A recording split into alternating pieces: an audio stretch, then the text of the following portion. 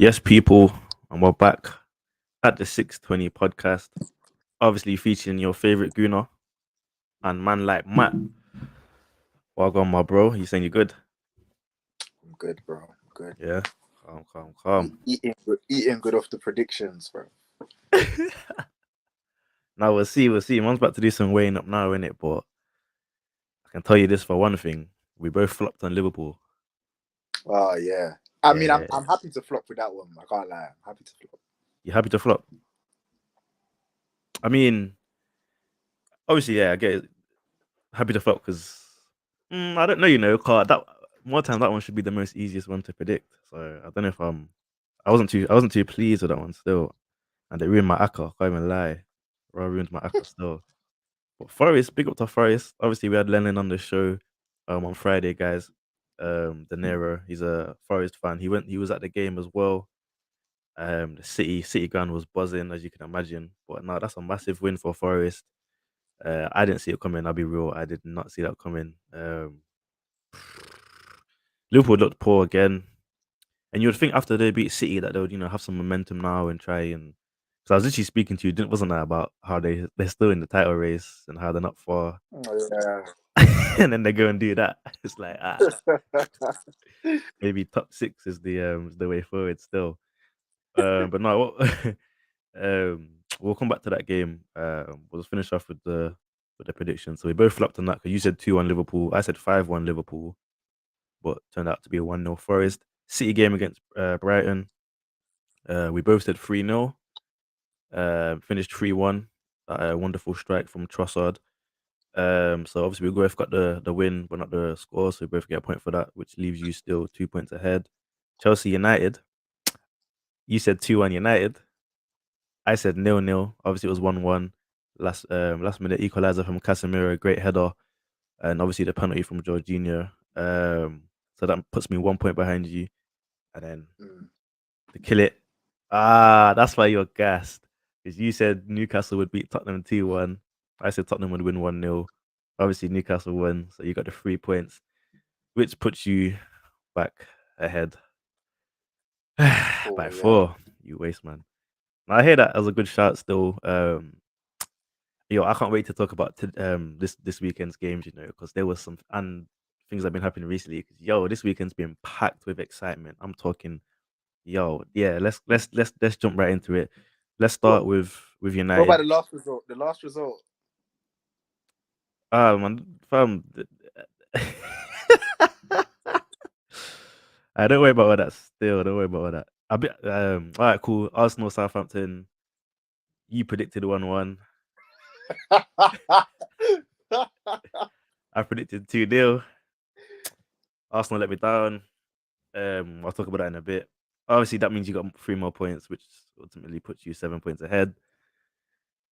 So I gotta come clutch for these Champions League games still. But no, United, even Chelsea. I did watch the game.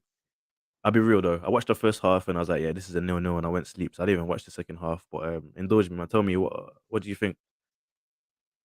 Yeah. So surprisingly, bro, first 30 minutes we completely had that game Oh on yes, lock. Rems. Like, Sorry, just seen that comment. Well done, Rems. You good? Yeah. Sorry, carry on. yeah, we were dominating in the first sort of half an hour.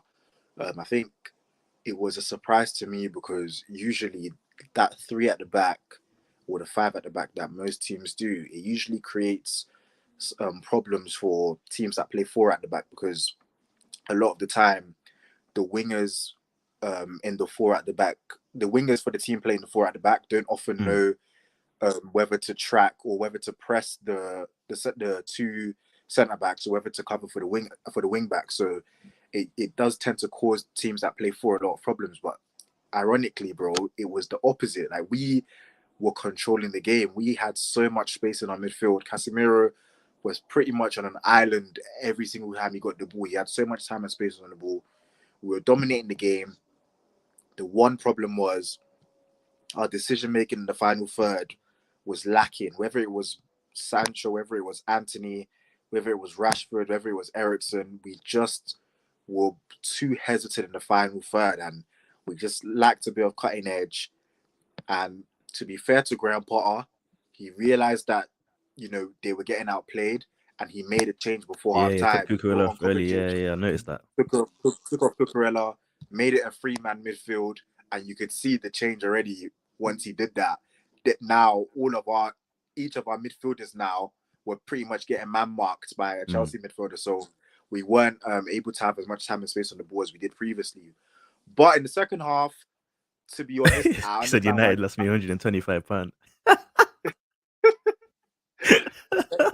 Second off, I kind of understand why you fell asleep, because I think the game drifted for a large part of that second half up until the penalty.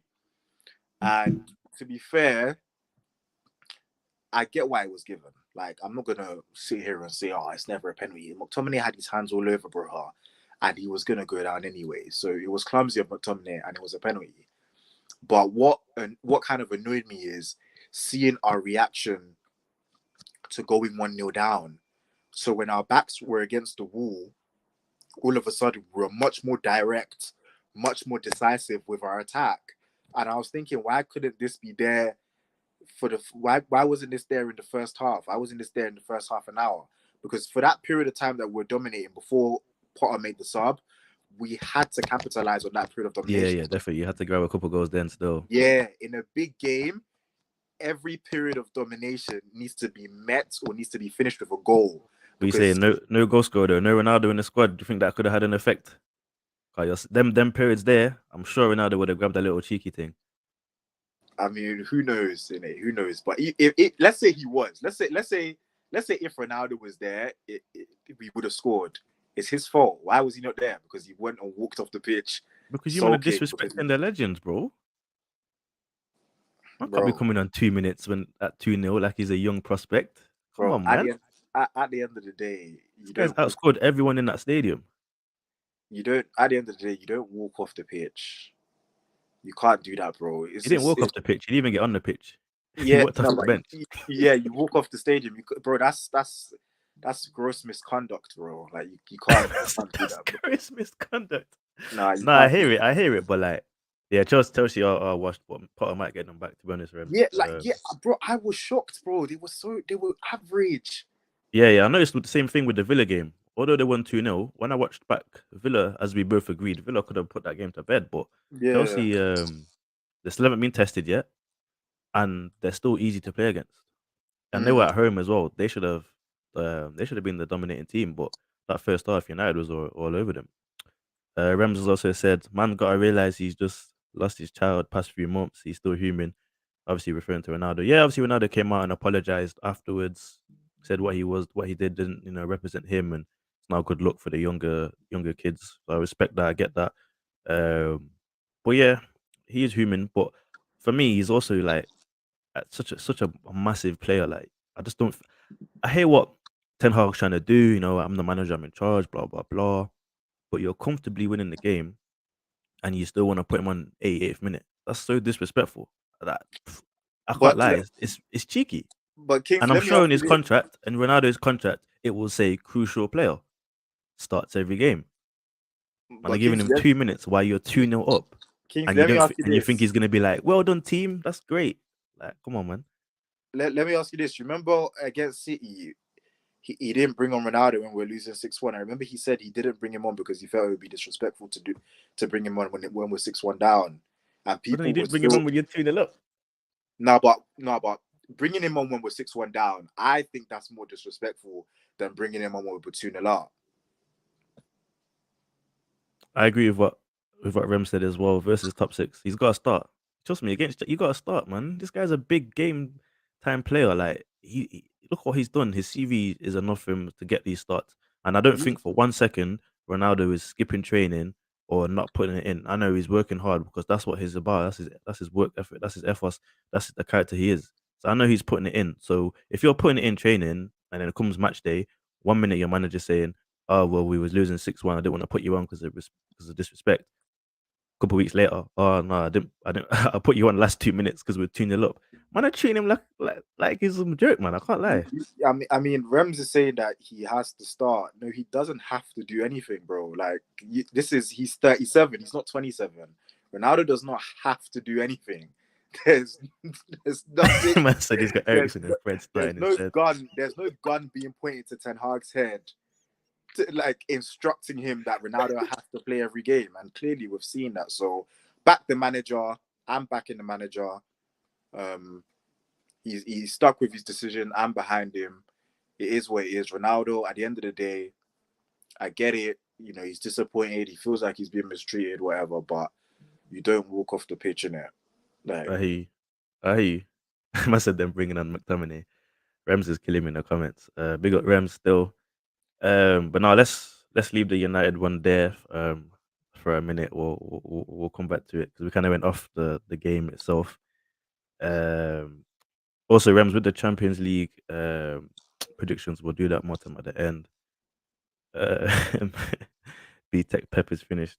No, I don't know. Ten Hag is obviously he's still early days. Like he can still do bits with that squad. The squad has the quality. So there's as even as a rival fan, I still want to see managers do well, and I believe he'll do well still.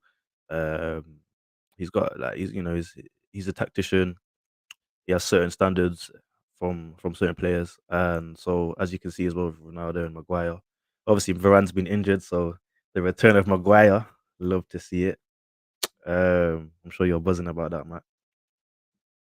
apparently, news came out today that the injury is actually not as bad as feared. So he might actually be back, maybe probably next week. I mean, this Next week, weekend. I reckon Yeah, I'll rest him though, they'll rest him for the Europa League game. He might play on Sunday. because I bet, excuse me, in the back of Varane's mind, he's probably thinking, I want to be nice and fit for the World Cup. I don't want to risk coming back too quickly and then having another niggle. You know what I mean? Because you can see him crying, so you know he's thinking about it.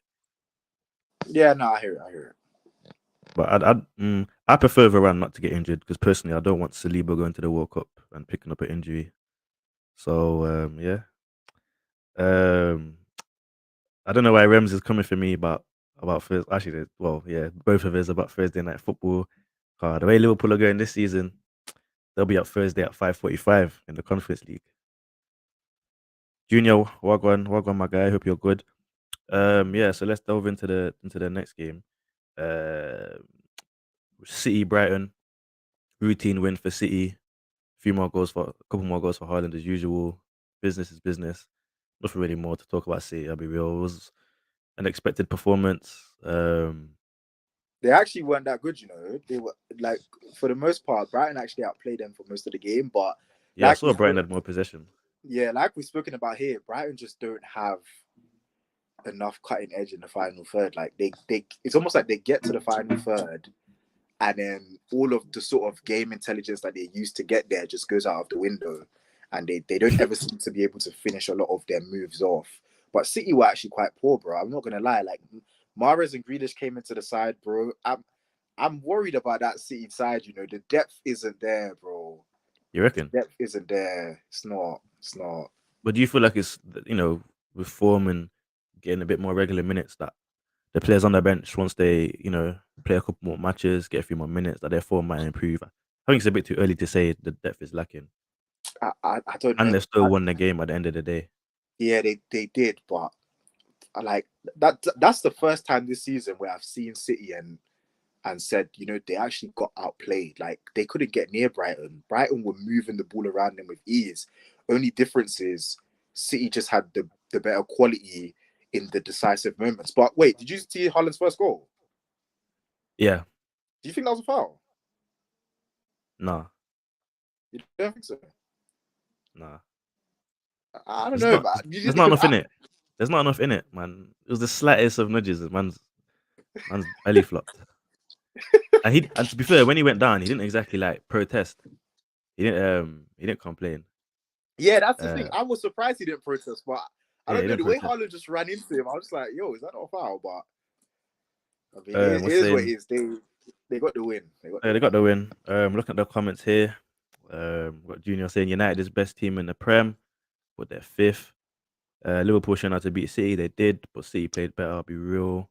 And then I don't know what going for Liverpool because then you're going to lose to Forest, so you kind of lose your credibility there. Where he says Rem says City win. He says teams go out with fear before the game. Yeah, City win because yeah, that's true. That's true. I do feel like when you play a lot of teams when they play against City, they're thinking, "Yo, I'm gonna sit back. I'm not going to leave myself too exposed there. We'll try and smash and grab. But if you come at City, like Newcastle did, Villa, you can get something. You can actually get something. Obviously, Brighton would have got something, but as you mentioned, they're lacking that conviction in the final third. Yeah. I feel like for Brighton as well, sometimes they try and make things a bit too perfect instead of just trying to force it a little bit. Sometimes you just gotta force it a little bit. So yeah, man. Routine City. We won't talk about City too long. Um, Spoke about Chelsea United Sunday. Obviously Arsenal Southampton. I watched the game. First half, people saying first half we played amazing. I think we played good. We didn't play amazing. We played good. Um, there was so much room for improvement. Second half, and we didn't capitalize. First 15, 20 minutes, Southampton couldn't get out their final third, but we just weren't. Those decisive, the last decisive pass wasn't on it. Odegaard missed a few chances. Jesus missed a few chances. I know a lot of fans have been getting a bit concerned with Jesus. 5 games now without a goal. Um, I'm not concerned because the chances. Some people saying they're clear cut, but like they're not majorly clear cut chances. The chances that he should score a man of his caliber, but I'm not too concerned because he's still getting in the positions. He's still winning the ball back, creating his own chances. He's still linking up nice. He's still beating players and opening up space through the channels. So I'm still happy with Jesus. I think he just needs to get a goal just to get his confidence back and start scoring more. Um, but yeah, second half, Southampton noticed that they could come out a little bit more. They started getting on the ball a bit more. They didn't exactly press us, but they capitalized off our mistakes. Partey was giving the ball away a bit more than usual. Martinelli was a bit quiet. I didn't agree with Arteta's substitutions. One, he should have started Tini on the left. This Tomiyasu project needs to stop now. Should just use it for Salah, and that's it. Ben White shouldn't have come off for me. Should have kept stayed on.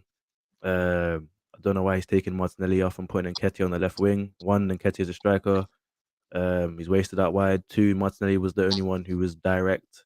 Saka didn't play bad, but he wasn't really getting involved too much. While I thought Martinelli was trying to do that. I understood Odegaard coming off. He looked tired, but again, I feel you talk about City lacking in squad depth. We're lacking in squad depth because when Fabio Vieira and Nketiah came on, they made no impact to the game. Fabio Vieira was just getting pickpocketed every time he got the ball, and it killed us. And second half, yeah, man, I'm a bit concerned about the dip in form because the last 3 games we've only scored 1 goal in the games, albeit we won those games. Um, the goals need to start firing in. I'm a bit concerned. I'm a bit concerned. Rem says last season Arsenal was shown it but got robbed. I think he's referring to the City game when we tried to come at them. I know Saka scored in the first half, and then we got that Gabriel sending off, and then Roger got the last minute winner. That was a painful one, but it showed me signs that Arteta like knows how to get this squad ticking. Arsenal not a threat to United. Arsenal got outplayed by United 2-1. Caddy sit down. No one even mentioned the Arsenal United game. Secondly, it was 3-1. Thirdly, I'm sitting down. Nunez is better than Jesus. Nunez is better than Jesus. I think Nunez is a better finisher than Jesus, but I feel like Jesus is better on the ball. Nunez looks like look Nunez looks Yeah, scary on the ball. Nunez. Yeah, Nunez strikes the ball better. Hey, Yeah, he's I a was. better finisher. I'll admit that he's a Yeah, better finisher, more of a threat in the box. But for the way Arsenal play, but Jesus is I'd better prefer at Jesus right literally now. everything else. Yeah, like vision, passing, movement, obviously, yeah, stuff like that. I hear what you're But saying. no, Same amount of goals, less playing time. That's great. That's great. I hear all that. But then again, I swear you won 9-0 in one of your games. Nunez is wait, nothing but a finisher. Yeah, I agree with that. So wait. Nunez has the same amount of goals as Jesus. yeah, he's got 5 goals in the Prem now. Wait, Nunez. Yeah, Nunez. Yeah. Wait, Nunez has 5 goals in the Prem. Where did you get that from? No, he's got 5 goals because he scored again. He scored against was it West Ham in it as well? That was his fifth. He's on his debut against Fulham. He scored one. Yeah, He scored scored against against West Arsenal. Ham. He scored against Arsenal. That's it. No, he scored. He When else definitely did scored that win? 5. I checked. When else did that win? Wait, in the Prem win all comps. Checking now. Darwin Nunez hasn't got Okay, 5 goals. all comps. All comps, yeah, okay. He scored against Rangers. And he's He got scored. 3 in the league. Yeah. It can't be Okay, 5. okay. It can't be 5. It can't be. Nah, the free game suspension that he had, that literally threw him off rhythm completely. Okay. But that no, in terms of your game with Southampton, yeah, I think you guys definitely had the chances in the first half to pretty much kill the game off. sure. In the second half, I just think because I don't even think Southampton put it on you guys the same way Leeds That's what I'm did. saying. They didn't press us. They just Yeah, capitalized off it us wasn't the losing the same ball. way, but their goal though, bro, the passage of play for their goal was brilliant. Like it from the goalkeeper went into Salisu, he played it into Aribo. Aribo dummied it, took Partey and Saliba both out of the game. Can't remember who took the ball off the left, but he passed it then into El Nayusi, and then he then slotted it into Armstrong. But what I would say about that goal is Ben White, when Saliba's been taken out of the game, Ben White has then come in field and covered for him as a centre back. But it's almost like he covered for him half-heartedly because he didn't actually stick to playing as a centre back. He almost forgot like he was covering for him and allowed Armstrong to run off him. But in terms of your what you said about the substitutions, I also think he shouldn't have taken Odegaard off because before he took Odegaard off, Odegaard literally had scored, but obviously got disallowed because Tierney had overran it, and he'd also played Eddie through with a lovely little move that you guys had in and around the box that Eddie almost scored, but it got deflected. So I think Odegaard was It was going actually wide looking. anyway. You think? It was going so wide. Well, I seen the it was still a replay good. from the angle behind the goal. It was going wide. It was going wide. Well, it was still a good move though. I thought It was a good Odegaard move. Yeah, looked. yeah, yeah. He Fell to looked the wrong like he player in could my be the opinion. one. Yeah, he looked like he could be the one to sort of give that sort of incisive pass that could just split open the defense. Look at the pass he gave to Jesus in the first half, bro. That was different, fam. That was Man touched his chest. nah. When I saw that, I was like, yo, that was a first time dink, no touch. Yeah, that was That was disgusting. lovely, bro. But again, Jesus, Yeah, man. man. So Like Nunez is banging that. He's smashing that. We seen Nunez with his first time volleys. Nunez is bagging that, and I guess that's the difference. What Rems is saying, he'd rather a striker that does that. But for me, the way Arsenal play, I like how Jesus links us up because so many people are concerned about Jesus in that middle. It means people are not doubling and tripling up on Saka and Martinelli as much as they used to. So it's allowing them to have more movement and more space, and that's why they've had a really great start to the season already. While when we was playing with Aubameyang, whose link up wasn't as good, and he wasn't much. Aubameyang wasn't really seen as a threat that much outside the box, so it meant that players were doubling up on Saka and Martinelli, and we wasn't getting the most out of them. Uh, but yeah, I know. Obviously, yeah, City played Jesus on the wing, but Jesus says he's a natural striker. He wants to be up front, and I don't mind him up front, as I said, because how it works for um for me, because he plays kind of that false nine role. Bear with me, guys. My son's just coming. Okay, go to mama. the interesting thing about Rem's comment in terms of Jesus can be played wing, which helps Arsenal. Because I know you said he wants to be a striker, but I remember last season there was a point where when he was at City, there was a point where he said he's not really a striker, that he's never really been a nine. Would you be open to the idea of buying another nine if it means he gets pushed? 100%, 100%. I'd prefer someone who's Nunez Haaland esque, that kind of running in behind, big presence. There's not many of them in the market at the moment. Probably the Vlahovic? closest is, yeah, I was about to say Valovic, but I don't think he's gonna leave Juve at the moment. I mean, if That's his Juve dream if club. Juve I'd if get Juve don't Lisandro pick it up, he Martinez. might. Not Lisandro Martinez. What's my man's name from Inter? Latoro. Martinez. Yeah, Latoro Martinez. Yeah, Yeah. My man. but He's cold. he's not really a nine either. Yeah, but he's cold. But I don't even care. I just want to see him in the He's more. Arsenal top. If anything, he's more like a support striker. He's not really an out. He's not really an out I'd and rather out have him defender. though than Lukaku. That's what I'm trying to say. Oh, come on, Lukaku is nah. Yeah, but Lukaku is probably the not on Haaland's level, but you can compare him more to Haaland than to Martinez. Yeah, no, I hear it. That's why I said Vlahovic. Like you guys went for him, what, last January? Yeah, last January, but he said he wants to go Juve. That's his dream club. He wants to play Champions League football. Good luck, Juve. Yeah, but now Juve, bro, Juve don't the prospects at Juve don't look too promising. It's true. It's true. If you look got Vlahovic, I'd be concerned because I actually think as a footballer, he's better than Haaland and Nunez. Well, like on the ball. Yeah, Fair enough. I haven't seen too much of him, to be fair, so I can't disagree with you there. But yeah, Rem says multiple times for Arsenal he will drift wide sometimes to help out. Yeah, Jesus does like going drifting towards the left. Um, excuse me, I've seen him link up a lot with Martinelli on the left, so I have noticed that. But then saying again, he's moving out to the left. But when he played for City, I'm sure they played him right wing mainly. yeah. Last season, yeah. Yeah. So interesting one. But I feel like he's comfortable in all three, to be fair. But yeah, I wouldn't mind another nine because I feel like it's too much on Nketiah right now. He's not ready.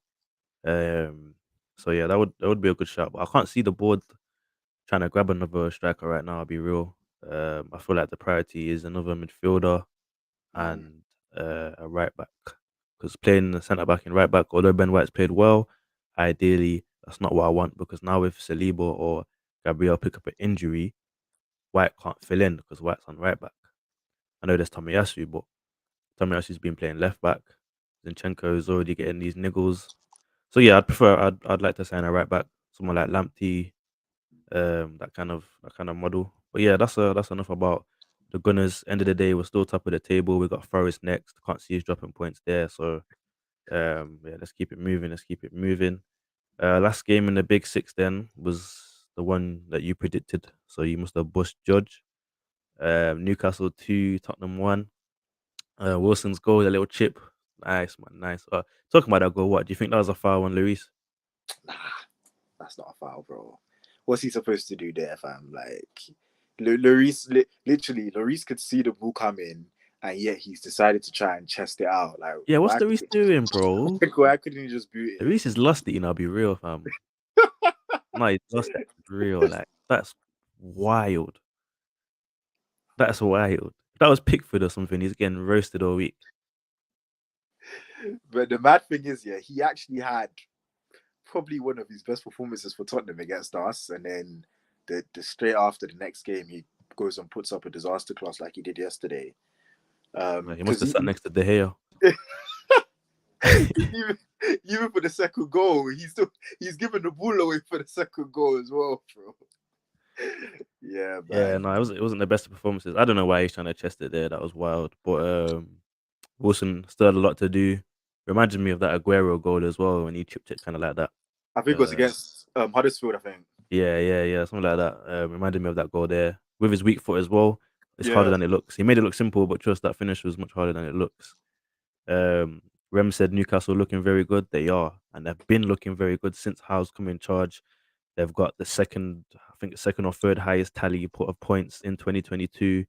I think second actually, and he's got them playing some good football. Almiron stepped up this season. I've seen a lot on socials about Jack Grealish's comments last season about Almiron. So people saying Almiron's reacting to that. Got 6 goals this season. Grealish has got 1. Bro, even Mares as well. Remember, he was trolling Mares with the comment he made. Even Mares as well hasn't.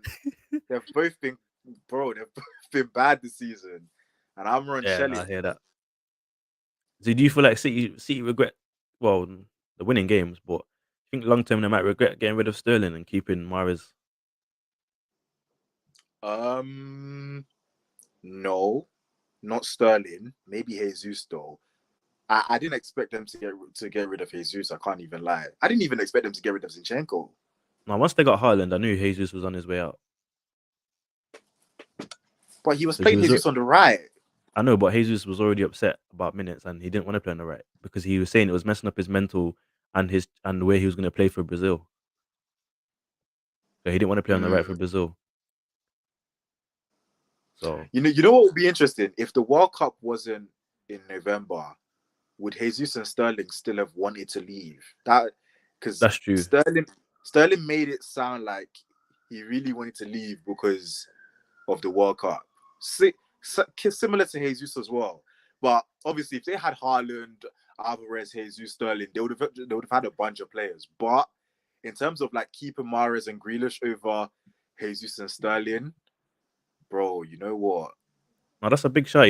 That's a big quote. Still, it's probably a factor. Never thought of it like that. That's a big shout, man. Rams are saying Arsenal should sign Mitrovic or Tony. I'd love Tony in the squad. I think he should be in that World Cup squad for England, and he should be get some game time, man. I know Kane's been bagging them in, but he just offers something a bit different than Kane. Best move for Newcastle was putting Joelinton centre mid, said Rams. Also agree. Yeah, he's like a different player. When Joelinton came in, my friend Robbie, yeah, he's a Newcastle supporter, big passionate fan. This guy was just cussing up Joelinton, man. He just on the wing, he just or up front, he just wasn't it. I think he scored like 3 goals, in like 40 or something. It was not looking good. Um, but then boom, put him in centre mid. Man's turned into Iniesta and that. Yeah, no, Um, he's bro. He is a he surprised me. handful, bro. Trust, Like he is. No, he's different in midfield. I can't even lie. He is different. trust. But what was he doing up front though? What coach said to him? Yeah, you're a striker. Man's not striking nothing. Now you know what made me laugh? Yeah, when he came into the court, when Newcastle signed him, they gave him the number 9 shirt, and then when he got moved to midfield, just to kind of you know sort of cement the fact that he's not a striker anymore, they changed his number as well, bro. Oh Nah, but man, big up Newcastle, man. Their fans must be buzzing right now. They probably won a top six this season as well. If one of the big six slips up this season, eyes are on Liverpool, eyes are on Spurs. I know they've had a good start, but they've lost 3 in their last 5. Big up Almiron as well. That because obviously a lot of pressure was on Saint Maximin to keep delivering. So it's good that he's popping up with some goals now himself. And it was a yeah, well taken goal, like the way he just drove through yeah, he's looking hard, man. He's looking hard. And the maddest thing is when Robbie was saying to me again, my Newcastle friend, when Almiron first joined, yeah, from the MLS, Robbie was like, "Oh, he's a good player, but he just can't score." It must have been so many appearances until he got his first goal for Newcastle, and he never really looked yeah, like a goal threat. Especially under Steve Bruce, never really looked like a goal threat at all. Eddie Howe's coming now; he's just a different player, and that's what I mean by like managers not getting their props because it's crazy, man. Eddie Howe is like he's the best English manager in my opinion. He's better than Potter. Can't lie. I think he's the best English manager there is at the moment. I know Potter's done bits, but I thought Howe's just yeah, he's just on it, man. He's just on it. Rem said Willock played very well on Sunday. Bro, yeah. Willock, man. Willock Willock was was the very good. guy. I can't believe we've kept Maitland Niles and got rid of Willock. And now we have no depth in midfield to the point where we're playing Lokonga in the 6. I know Willock didn't really play the 6, but the depth in the midfield now is a bit concerning. Uh, Zinchenko's back anyway. But yeah, Rems also said, don't you think Newcastle could do a Leicester? I don't think they could do a Leicester only because that year when Leicester won it, all the except for Arsenal and Spurs, all the rest of the 4, they were off it that year. Like they were majorly off it. Even City was off it that year. And I Yeah, feel like because the acquisition City have made and the form that they're gonna be in regardless, I feel like it'd be too much for Newcastle to mount a Leicester. But yeah. With Pep at City, they won't ever be so bad that a team like out of nowhere that had no odds of winning it at the beginning would then come and win it. Pep wouldn't that wouldn't happen when Pep is there. Nah. yeah, facts. Um Rams also said no one is really playing outstanding from the top 6. Everyone is dropping points. I mean, prior to the Arsenal Southampton game, I'd say Arsenal have been playing outstanding. 9 wins and in 10. If that's not outstanding, then you have very tight standards, my guy. Um, I feel Chelsea under Potter, albeit they haven't played anyone serious except for United and they fumbled it. I think they've looked better. But yeah, you're right. They are dropping a lot of points. City obviously dropped a point last weekend against Liverpool. Liverpool dropped points this weekend. So it's like every weekend, one of the top 6 is dropping points, which is good for the competition of the Premier League, though. That's what you want. I don't want one team winning away with it. I want every team struggling and fighting for that title, fighting for top 4, top 6, whatever, top 10. But you have to admit the competitiveness in the Prem, especially this year, is crazy. I don't know if you watched the Everton game, yeah. Oh my days. Everton's third goal, McNeil. Did you see it? I beg, bro. After this podcast, yeah, go on Sky Sports highlights, watch I that saw third it. goal. I saw it. You seen it? McNeil and Yeah. Iwobi linking up like Xavi and Iniesta, bro. I was like, what is this? What is this, bro? Lampard's How can you lose 3 games in a row and then come out and smash an informed Palace? I don't get it. Because I mean, to be fair, in some of those losses, Everton were unlucky. I'm telling you, Lampard has found the balance, bro. He's found it. He's found it. Like, you've been Everton, screaming this still. Everton will be all right. Trust me, they'll be all right. Yeah, they won't get relegated, but I don't know. I need to see at least a good consistent. They need to go. They need to go 10 games and only lose 3 times. Once they do that, then I'll be like, yeah, they're safe. But for now, 1 win in 5, You, that's you not know, good you enough. know the tough thing for them is they've played United at Goodison, Chelsea at Goodison, Liverpool at Goodison, and yeah, but they've played those 3 teams all at Goodison Park. That means the second half of the season, they've got some big away games, and a lot of those away games they're most likely going to lose. So, I hear that. but I think So they'll be fine. that's an interesting one then. Definitely an interesting one. Rem said, "How's Villa sacked Gerrard, but Lampard still has a job. But He should have Lampard been is gone doing better from than last him. season." Yeah, yeah, Lampard's done better than him this season. Yeah, but But also then remember again, what position were Everton in when Lampard took over? They were fighting relegation, and he saved them from they went that. from 17th to 17th. Nah, but come on, they They they did though, they were on a downward spiral when he got in, and they didn't really go up. and he steadied the ship. Like, on the last day, that's not steadying the ship. That's Nah, panicking no, into the docks. I remember there was a big win he got against Newcastle. I think they went down to 10 men, and Iwobi got the winner for them with 10 men. Nah, Lampard. You know, nah, give him credit, man. Give him credit. Give him credit. We'll see. We'll see how he gets on. We'll see how he gets on. But yeah, if you haven't seen that third goal for Everton, it's a good watch. It's a good goal. Nice looking move. Another clutch move as well. I forgot to mention was in that Liverpool Forest game. I don't know if you saw Henderson save that header. It was the last minute or something. That was clutch to get down that low and get a big hand to it. That was a clutch save from Henderson. Got his team But, to 3 points. but you know, the mad thing with that game was, yeah, just to point out something that I've mentioned to you before. And this is what I liked about Nottingham Forest. And I think I said it in regards to Rangers and these stadiums that are known for their atmospheres and all that rubbish, yeah. Because when stadiums are known for atmospheres and you know the crowd are rocking and they're going for it and stuff, they almost encourage the players to revert to a style that the players shouldn't actually be playing. And it's the same thing I said to you with Rangers. Rangers, whether you are Ibrox or wherever, you have no right to go and press Liverpool. That's why they lost 7-1. Nottingham, I mean, yeah, 7-1. Nottingham Forest, you know what, even though the fans were up for it, they still sat back, they still stayed compact, and they tried to hit Liverpool on the break. Bro, as much as they weren't from set pieces, they were defensively poor from set pieces. Every set piece, Liverpool had a free header. But in actual open play, they cut off the supply line through the middle. Liverpool were only really going to create anything through Firmino and Salah, and they were both in the middle.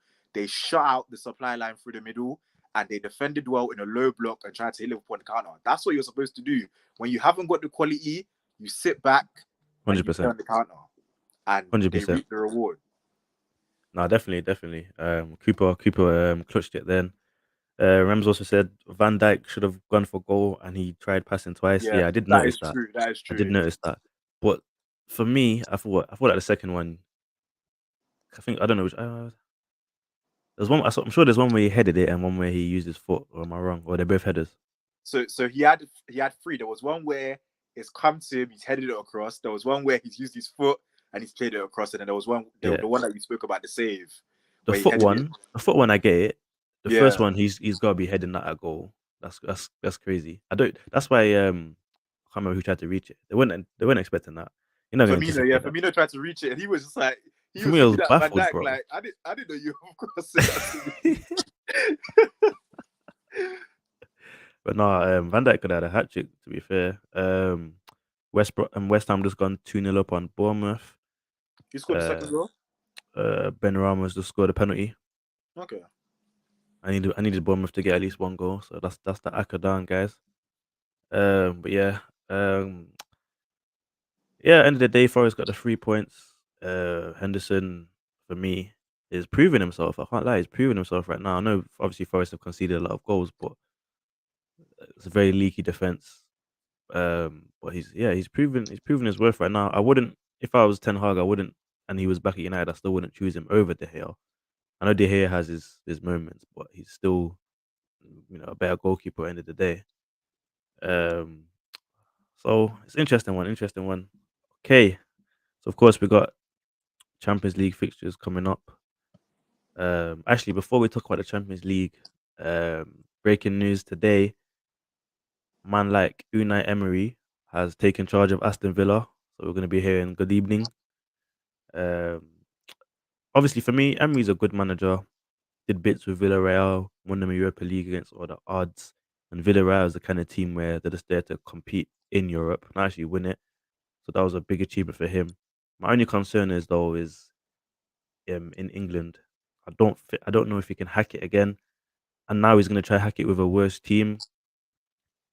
Maybe it could be what Aston Villa needs, something fresh. I mean, they absolutely ripped apart Brentford without Gerrard, which says to me you weren't really playing for the manager if that's what you're capable of doing. Sorry, would you agree? Do you think the players were tired of Gerrard's tactics, or it was just a coincidence?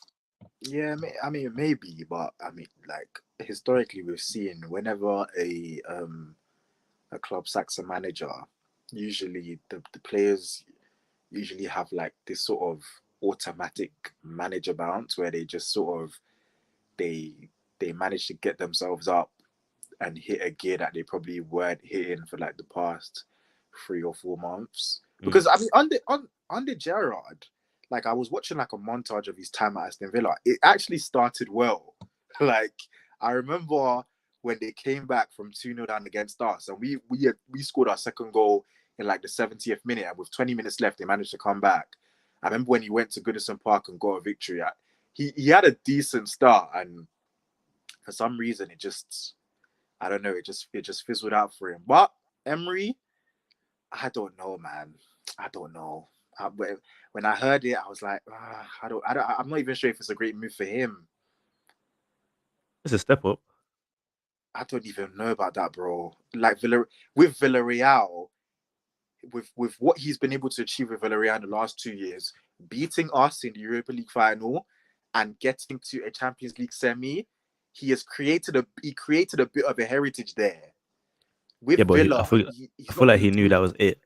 That's it for Villarreal. That's all they're going to achieve in the next 10, 15 years, really. And he doesn't want to But be there dragging the thing on. He can leave now and say he's the best manager Villarreal have had.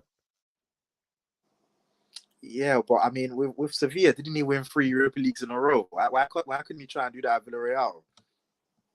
That he must have known, innit? He must have known this squad. And to be fair, they haven't been the same. I'll be real. Since winning the Europa League, they haven't been the Yeah, same. to be fair, yeah, the last season in the league they weren't good, but still, bro, they knocked out Bayern Munich. Like if Emery actually did bits there. For me, I don't know if this, I don't. It doesn't feel like a step up to me now. It feels like a step down. I don't know. It feels like maybe he thinks he needs to prove a point in England. Maybe he thinks he has He unfinished definitely business. feels like he needs to prove a point in England because he left Arsenal on bad terms. He was getting mocked by Yeah. fans, rival fans. He didn't win anything. He got shagged in the final. Of course, he wants to come back to England and prove his point. And Villa have a good squad. Um, they deserve better than what they've been doing. And I agree with what Rems has said. They wanted him gone. I think they wanted him gone. I'll be real. There's just too much quality in that side for them to have been getting the results they've been getting. They should be easily top 10 with that squad. If Brentford are up there and Fulham are up there, there's no excuse.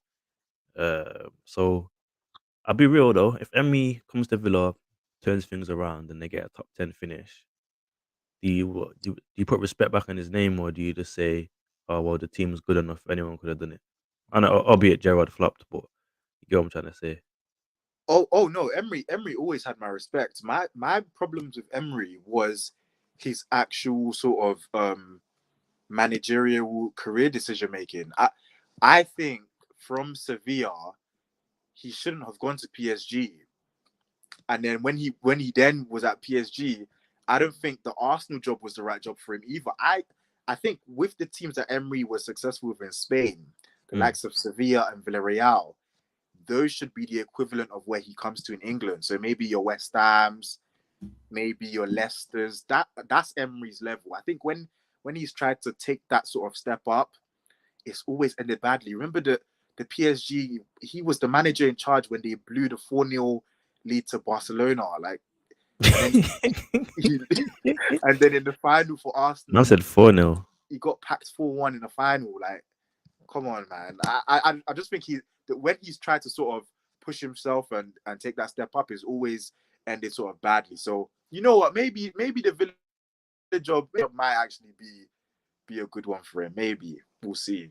I think it's gonna be um a good route for him.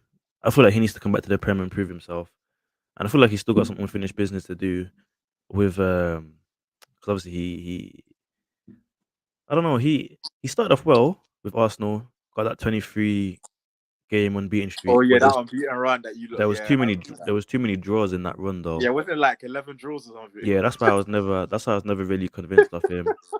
And then in Europa League, to be fair, he clutched the Europa League until the final. That was a that's I don't want to talk about that. But yeah, I wish Villa, I wish Emery all the best. Um, I'm not a huge supporter of Villa. I've got a few friends that support Villa that they might be listening to this.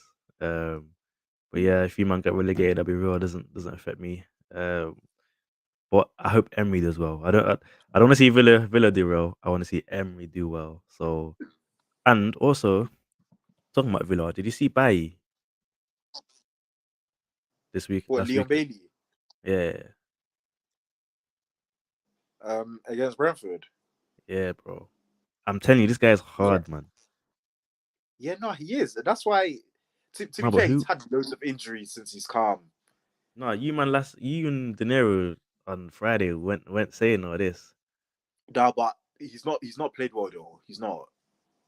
but He's a this is what I'm saying. Gerrard wasn't working him. He's cold. he's a good player, but he's not played.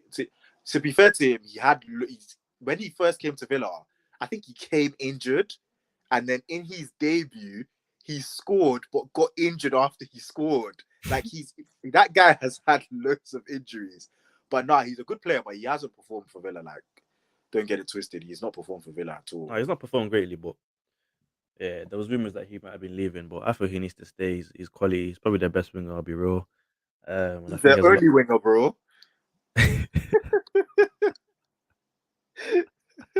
Yeah, no, facts. Nah, man. So yeah, we'll see how Villa gets on. Emery, can't wait for more of your press conferences. Definitely entertaining. In terms of Champions League, Europa League this week, we're back. So right now, we're just gonna bust some predictions. Cool. So we got Chelsea and RB Salzburg. What's your prediction on that? Chelsea, I think they're one win from being through. I think. Probably because they did the double on Milan, innit? Yeah. And it's where I think this is at what? It's at Stamford Bridge. No, it's at Salzburg's At ground. Salzburg. Chelsea. You know what? They'll probably draw 1-1. 1-1, yeah. Yeah. Cool. It's a tough one. I think it's gonna be. I don't think there's gonna be many goals in that game. But I thought Salzburg, they got a good young team, and they're at home. I'm gonna edge them. Say 1-0 Salzburg. Still, I need to get a different result from you so I can guarantee those 3 points as well. Waste man. Um, Man City Dortmund. That's at Dortmund's ground. Hmm. Dortmund just had a brilliant win over the weekend as well. Yeah, what they won like what, like 5-0 or something. 5-0, yeah. Ooh. I think Man City 2 are one win away from sort of clinching or sealing Yeah, they are. position. But You I'll know tell you what? mine. Like you're thinking Man City 3-2. 3-2. I'm saying 3-0 City. Yeah, man's laughing. Yeah, I'm saying 3-0, 3-0 City. On Wednesday then, Liverpool Ajax. That's at Ajax's ground.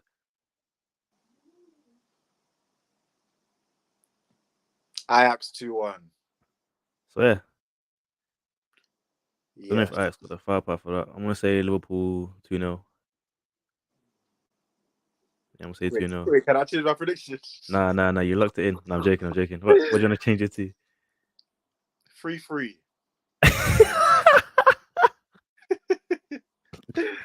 Because bro, isn't Nunez injured? I'm not even sure. Where'd you get the 3-3 from? Because I'm thinking like Liverpool Where's probably the will score 3-3? like they'll probably score a few goals because Ajax defensively. I mean, Yeah, even that's at what I'm thinking. Anfield, they weren't great defensively, but I think they'll get at Liverpool as well. So I'm going 3-3, free. yeah. Yeah, I'll tell you what, yeah. If you predict that 3-3, you'll get double points for that. Moms, because that's wild. Um yeah, I'm saying 2-0 Liverpool. And then Spurs and Sporting. Okay. That's at the Tottenham Stadium. Oh, oh man, bro. When I saw the draw and Tottenham got this group, I was hoping they won't qualify, Yeah, same. I want But them to come in Europa League. yeah, but Humble I their can't fans a lie. bit. Sporting at home, I can't lie. They'll probably win 3-1. 3-1. Yeah, they'll probably win. I'm saying 0-0. Nah, bro. Oh man. Yeah, nah, I'm saying 0-0. I'm saying 0-0. I don't man. Spurs just boring, man. Nah, I hear it. Trust me, I hear it. But nah, they'll probably beat Sporting. We'll see. We'll see. Europa League. Arsenal PSV. That's in the Netherlands. Uh, Uh, they'll, they- they'll probably beat you lot. You lot have sealed qualifications, so you lot will rest players. I hear that, but at the same time, I think Arteta wants to come first so we can avoid round of 32. And obviously, in round of 32, there's a fat chance of you playing against Champions League teams. Yeah. So I think he's gonna go full team. And plus, we've only got Forest on the weekend, so I'm gonna go PSV 2-1. yeah. I'm saying I'm saying Arsenal 3-1. I think we're gonna get our mojo back. I feel like the draw against Southampton will wake us up a bit, get us back into check into reality, and we'll go there and make a statement, especially ahead of the Forest game. Probably gonna be wrong, but that's what I want to see anyway. And then that leaves United and the town Sheriff. Man said you're playing against a team called Sheriff, bro. Times have changed. Um, Yeah, now we need a you're at pound. home though. Yeah, we need a battering still. And so I'm gonna say 4-0, 4-0 United. Oh no, yeah. Yeah. Okay. I'm gonna say 2-1 Sheriff.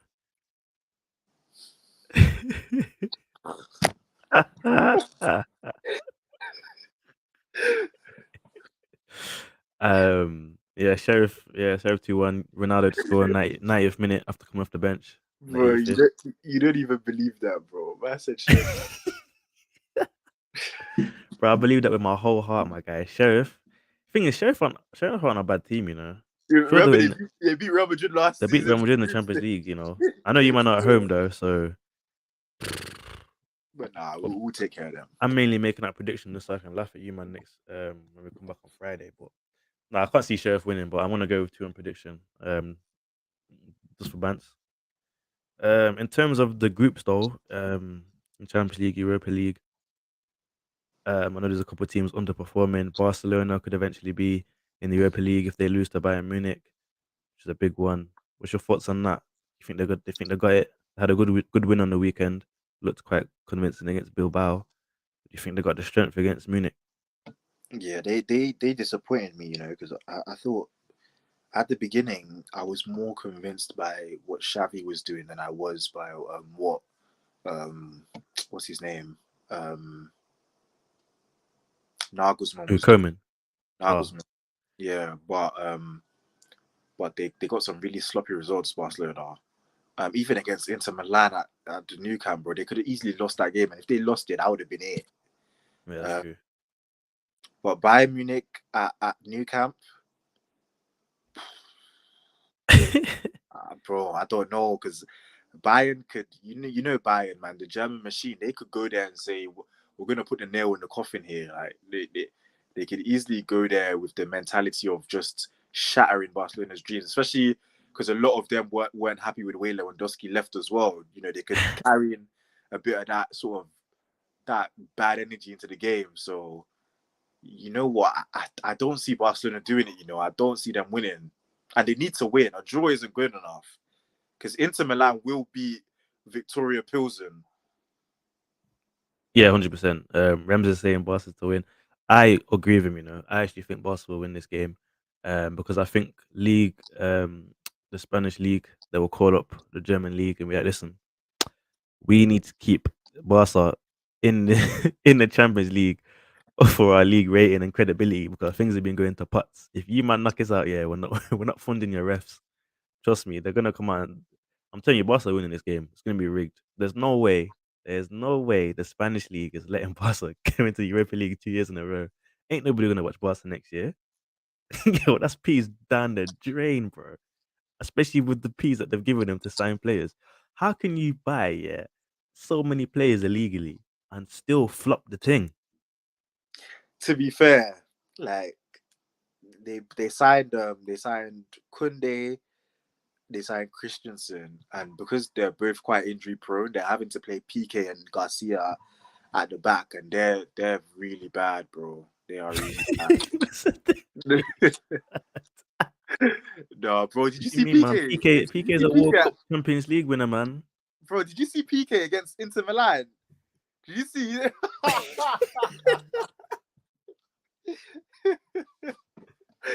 Nah, Man must have man, saw Gavi's nah. mom. He was man lost all focus. Nah, I don't know. I don't know. Yeah, PK is. I heard a lot of Barca fans actually saying that PK and Barca need to just wrap it up. I mean, Busquets need to wrap it up now. Yeah, but yeah. And they got Kessie, wonderful replacement for Busquets. I'll be real, more of a physical presence as well. Mm. But yeah, a bit more athleticism in there. But yeah, as I said, genuinely think Barcelona will actually win this game. You know, I hope so. I want Barcelona and Bayern through, but because well, either way, that group there means one of them will be in Europa League. So for me, for you, obviously as a United fan, there's concern there. Um, Also as well, another group where a possible decent team could come into Europa League is Group B. Obviously, you got Leverkusen in there, Porto, Atletico Madrid. I know it's not screaming threat, but on those days, those teams can be difficult to get results against, and it's going to be more difficult to play against them than teams like Ermina and Bodo Glint. No yeah, no. disrespect to them, man. There. Atleti are a nightmare in Europe. Hmm? Atleti are a nightmare in Europe. This is what I'm saying. You know, you don't know what you're gonna get from them, and they're good because it's a cup competition. They do good in the Yeah, league. They're a bit inconsistent, but in the cup competitions, they do quite well. Group D, obviously there's potential that Spurs could drop in. Not really concerned about the rest of them. Sporting, Marseille, Frankfurt. I don't think that. I think they lack the quality to do anything decent in the Europa League. No disrespect to them or their fans. Um, Yeah, that's pretty much it. To be fair, not really too concerned. I mean, there's a chance that Sevilla or Dortmund could be in the Europa League as well, because obviously Man City are going to top that group. And then Group H, Juve could potentially, if they lose to Benfica tomorrow, they could potentially be in Europa League as well, because they they lost to Maccabi Haifa as well. So that was why are you laughing? yeah. You know what? I'm not concerned about Juve. I've watched them this season. They look terrible. I hear that, but it's still Juve though, isn't it? Like, it's still gonna be a difficult fixture, especially when at their ground. So, but it'll be an interesting one to see who gets put in Europa League. Looking forward to the games tomorrow. Guys, let us know what you think in the comments of who's gonna get dropped into Europa League. But yeah, no, definitely interesting one. Definitely interesting one. So yeah, it's pretty much come to the end of our show today. Um, Please like, comment, and subscribe, guys. Hit us up on our socials. We're on Twitter, 6_20. Oh, why do I keep saying underscore? 6_20 podcast. Yeah, man, hit us up. And if you're a Chelsea, Liverpool, City, or Spurs fan and you want to get involved, hit me a message, either my personal socials or the page's socials. You can get me on Insta, kid.kal_7, or get me on my Facebook, Kingsley Clark, whatever. Shout me if you're trying to get involved with the poddy. But yeah, that's all for today. Looking forward to being here again on Friday with you, Matt. Yeah, man, let's see what happens, bro. Barca, Bayern Munich's definitely gonna be the talking point of this week. So we'll definitely talk about it on Friday, man. All right. All right. Stay blessed, people.